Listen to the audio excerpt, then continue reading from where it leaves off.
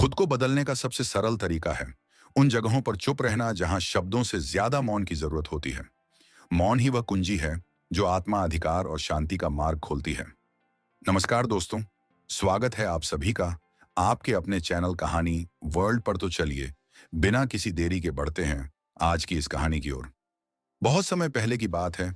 मगध राज्य के एक छोटे से गांव में एक युवक रहता था जिसका नाम अंशुमान था। वह बहुत ही अधीर और गुस्सैल स्वभाव का था। छोटी छोटी बातों पर बहस करना और हर बात का उत्तर तुरंत देना उसकी आदत बन चुकी थी। धीरे धीरे उसके इस स्वभाव के कारण लोग उससे कतराने लगे। अंशुमान खुद भी इस बात को महसूस करता था कि उसका स्वभाव उसके जीवन में शांति और खुशियां लाने के बजाय तनाव और अकेलापन बढ़ा रहा है। लेकिन वह समझ नहीं पा रहा था कि उसे इस स्थिति से कैसे बाहर निकलना चाहिए। एक दिन उसने सुना कि पास के जंगल में भगवान बुद्ध का प्रवचन हो रहा है। बुद्ध के बारे में उसने बहुत कुछ सुन रखा था, उनकी करुणा, उनका ज्ञान और उनके द्वारा दी गई जीवन की शिक्षाएं। ये सुनकर अंशुमान ने सोचा, शायद मुझे मेरे सवालों के जवाब वहां मिल जाएं।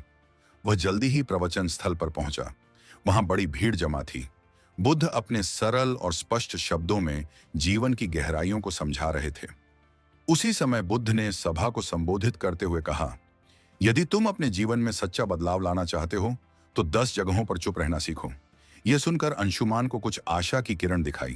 प्रवचन समाप्त होने के बाद वह बुद्ध के पास गया और उनके चरणों में झुककर बोला, भगवान, आपने कहा कि बदलाव लाने के लिए 10 जगहों पर चुप रहना चाहिए।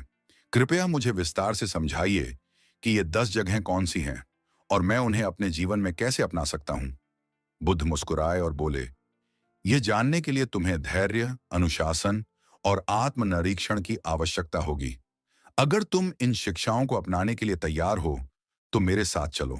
अंशुमान ने सहमति जताई और इस तरह उसकी यात्रा शुरू हुई। पहला स्थान, जब कोई तुम्हारी आलोचना करे। बुद्ध ने अंशुमान को पहले स्थान की शिक्षा दी। अंशुमान, जब कोई तुम्हारी आलोचना करे तो चुप रहो। आलोचना तुम्हारे लिए सीखने का अवसर है। यदि तुम गुस्से में प्रतिक्रिया दोगे तो तुम कुछ भी नहीं सीख पाओगे। लेकिन अगर तुम चुप रहकर सोचोगे तो तुम समझ सकोगे कि वह आलोचना सही है या गलत। बुद्ध ने उसे एक उदाहरण दिया। एक बार एक व्यक्ति ने मुझे अपशब्द कहे। मैंने चुप रहकर उसकी बात सुनी। जब वह थक गया तो मैंने उससे पूछा, अगर तुम किसी को उपहार दो और वह उसे ना ले तो वह उपहार किसके पास रहेगा? वह बोला, मेरे पास। मैंने कहा, तुम्हारे ये शब्द भी तुम्हारे पास ही रहेंगे क्योंकि मैंने इन्हें स्वीकार नहीं किया। अंशुमान ने इसे अपने जीवन में अपनाने का निर्णय लिया।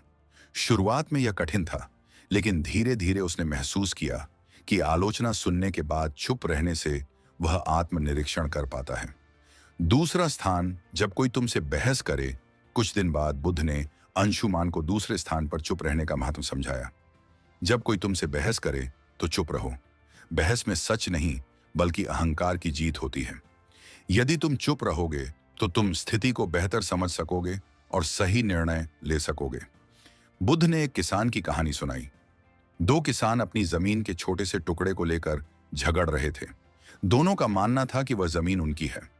जब मैंने उनसे पूछा कि क्या उन्होंने जमीन अपने साथ लाई थी जब वे जन्मे थे, या क्या वे इसे अपने साथ ले जाएंगे जब वे मरेंगे, तो वे चुप हो गए। इस शिक्षा ने अंशुमान को सिखाया कि बहस में पड़ने से बेहतर है चुप रहकर समाधान की ओर बढ़ा जाए। तीसरा स्थान, जब कोई गुस्से में हो। बुद्ध ने अंशुमान से कहा, गुस्सा आग की तरह है। यदि तुम इसमें घी डालोगे तो ये और भड़क जाएगा। इसलिए जब कोई गुस्से में हो तो चुप रहो, उसकी गुस्से की ऊर्जा खत्म हो जाएगी। इसके लिए उन्होंने एक कहानी सुनाई। एक राजा ने अपने मंत्री को गुस्से में फांसी की सजा सुनाई। मंत्री ने कुछ नहीं कहा। अगले दिन राजा को पछतावा हुआ और उसने मंत्री को माफ कर दिया। अगर मंत्री उस समय राजा से बहस करता तो शायद उसकी जान चली जाती। अंशुमान ने इसे भी अपने जीवन में अपनाया। चौथा स्थान, जब तुम दुखी हो। एक दिन अंशुमान को किसी बात पर गहरा दुख हुआ। उसने बुद्ध से कहा, भगवान, मैं इस पीड़ा को सहन नहीं कर पा रहा। बुद्ध ने कहा, जब तुम दुखी हो तो चुप रहो। दुख तुम्हारे भीतर के बदलाव का द्वार हो सकता है। चुप्पी में तुम्हें अपने प्रश्नों के उत्तर मिल सकते हैं। बुद्ध ने उसे यह भी बताया कि दुख तुम्हें मजबूत बनाता है, बशर्ते तुम उसे समझने की कोशिश करो। पांचवा स्थान, जब कोई तुम्हें उकसाए।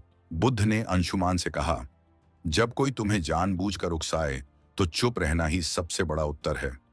यह तुम्हारी शक्ति और धैर्य को दर्शाता है। उन्होंने एक साधु की कहानी सुनाई। एक बार एक साधु को गांव के लोग परेशान करते थे, लेकिन वह साधु हमेशा शांत रहता था। धीरे धीरे गांव वालों ने उसे तंग करना छोड़ दिया।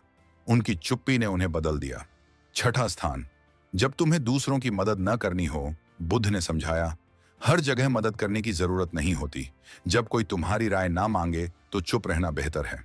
यह शिक्षा अंशुमान के लिए बहुत उपयोगी साबित हुई।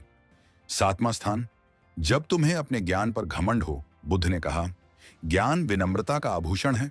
यदि तुम अपने ज्ञान का प्रदर्शन करोगे तो वह खोखला हो जाएगा। आठवां स्थान, जब कोई सत्य सुनने को तैयार न हो, बुद्ध ने अंशुमान से कहा, सत्य का मूल्य तब तक नहीं होता जब तक उसे स्वीकार करने वाला तैयार न हो। ऐसे में तुम्हारे शब्द व्यर्थ होंगे और तुम केवल अपना समय और ऊर्जा खो दोगे। फिर उन्होंने विस्तार से बताया, जब तुम किसी को सत्य बताने की कोशिश करोगे लेकिन वह अपने भ्रम या अहंकार में डूबा होगा, तो तुम्हारे शब्द उसे असहज कर देंगे। ऐसे समय में चुप रहना ही सबसे बड़ा उपाय है। सत्य का बीज तभी फलेगा जब जमीन तैयार हो। बुद्ध ने अंशुमान को एक कहानी सुनाई। एक राजा के दरबार में एक साधु आया और कहा, राजन, तुम्हारे निर्णय गलत हैं। राजा को यह सुनकर गुस्सा आ गया और उसने साधु को दरबार से बाहर फेंकने का आदेश दिया। साधु ने जाते जाते कहा, सत्य कहने का समय अभी नहीं आया। जब तुम्हारा मन इसे समझने के लिए तैयार होगा तब मैं लौटूंगा। वर्षों बाद राजा ने अपनी गलतियों से सीख ली और साधु को फिर से बुलाया। इस बार राजा ने न केवल साधु की बात सुनी बल्कि उसे अपने जीवन का मार्गदर्शक भी बनाया। बुद्ध ने अंशुमान को समझाया, सत्य का प्रभाव तभी होता है जब सुनने वाला उसे ग्रहण करने के लिए तैयार हो। नौवां स्थान, जब परिस्थितियां तुम्हारे नियंत्रण में न हो, बुद्ध ने कहा, जीवन में कई बार ऐसी स्थितियां आती हैं जिन्हें तुम बदल नहीं सकते। उन पर क्रोधित या व्याकुल होकर तुम केवल अपनी शांति को खोओगे। ऐसे समय में चुप रहना ही सबसे बुद्धिमानी है। उन्होंने समझाया, चुप रहना कोई कमजोरी नहीं बल्कि धैर्य और संतुलन का प्रतीक है। जब परिस्थिति तुम्हारे बस में नहीं हो तो उसे स्वीकार करो और शांत रहो। यही मानसिक शक्ति का आधार है। बुद्ध ने एक घटना का जिक्र किया। एक बार एक किसान ने बुद्ध से पूछा, मेरा खेत सूखा पड़ा है, बारिश नहीं हो रही, मैं क्या करूं? बुद्ध ने उत्तर दिया, तुम बारिश नहीं बदल सकते, लेकिन तुम अपनी मेहनत को दिशा दे सकते हो। चुप रहो और अपने खेत के लिए वैकल्पिक उपाय खोजो। शांति से सोचो और समाधान खुद आ जाएगा। किसान ने यही किया और जल्द ही उसकी समस्या हल हो गई। बुद्ध ने कहा, जब परिस्थितियां तुम्हारे नियंत्रण में न हो तो चुप रहकर धैर्य और समाधान की दिशा में काम करना ही तुम्हारी सबसे बड़ी ताकत है। 10वां स्थान, जब तुम्हारा दिल भर जाए, बुद्ध ने अंशुमान से कहा, जब तुम्हारा हृदय कृतज्ञता, प्रेम और शांति से भर जाए तो इसे शब्दों की आवश्यकता नहीं होती। ऐसी स्थिति में चुप्पी स्वयं एक भाषा बन जाती है। यह तुम्हारे भीतर की सबसे बड़ी खुशी है। उन्होंने इसे और स्पष्ट करते हुए कहा, कृतज्ञता का सबसे शुद्ध रूप मौन में प्रकट होता है। जब तुम अपने जीवन में आनंदित महसूस करो तो इसे बाहरी अभिव्यक्ति की आवश्यकता नहीं होती। यह चुप्पी तुम्हारी आत्मा की खुशी का प्रतीक होती है। एक प्रेरणादायक कथा बुद्ध ने अंशुमान को एक छोटी कहानी सुनाई। एक बार एक शिष्य को उसके गुरु ने आत्मज्ञान का अनुभव कराया। शिष्य का हृदय कृतज्ञता से भर गया। उसने गुरु से कहा, मैं आपको धन्यवाद देना चाहता हूं, लेकिन शब्द पर्याप्त नहीं लगते। गुरु मुस्कुराए और बोले, तुम्हारी चुप्पी ही मेरे लिए सबसे बड़ा धन्यवाद है, इसे बनाए रखो। बुद्ध ने समझाया, जब दिल भर जाए तो शब्दों की आवश्यकता नहीं होती। मौन तुम्हारी सबसे बड़ी अभिव्यक्ति है। अंशुमान ने जब बुद्ध से 10 जगहों पर चुप रहने का ज्ञान लिया तो बुद्ध ने उसे तुरंत अभ्यास में डालने का निर्णय लिया। उन्होंने कहा, ज्ञान का मूल्य तभी है जब इसे जीवन में लागू किया जाए। मैं तुम्हें कुछ परीक्षाओं से गुजरने का अवसर दूंगा। इन परीक्षाओं से तुम सीखोगे कि चुप्पी वास्तव में तुम्हें कितना बदल सकती है। अंशुमान ने सहमति दी और बुद्ध के मार्गदर्शन में अपने जीवन के इस नए अध्याय की शुरुआत की। बुद्ध ने अंशुमान को एक गांव भेजा जहां लोगों को उसकी पुरानी आदतों के बारे में बताया गया। जैसे ही अंशुमान वहां पहुंचा, लोगों ने उसे बुरा भला कहना शुरू कर दिया। गांव वालों ने कहा, तुम्हारे जैसे लोग कभी नहीं बदल सकते, तुम हमेशा दूसरों को दोष देते हो, तुम यहां क्यों आए हो?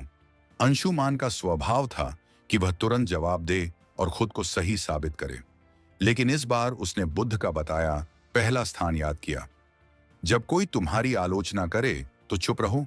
वह शांत खड़ा रहा। धीरे धीरे गांव वाले थक गए और उसकी चुप्पी देखकर हैरान हो गए। उन्होंने महसूस किया कि वह बदल चुका है। अंशुमान बुद्ध के पास लौटा और कहा, भगवान, चुप रहना कठिन था, लेकिन इससे मुझे एक नई ऊर्जा मिली।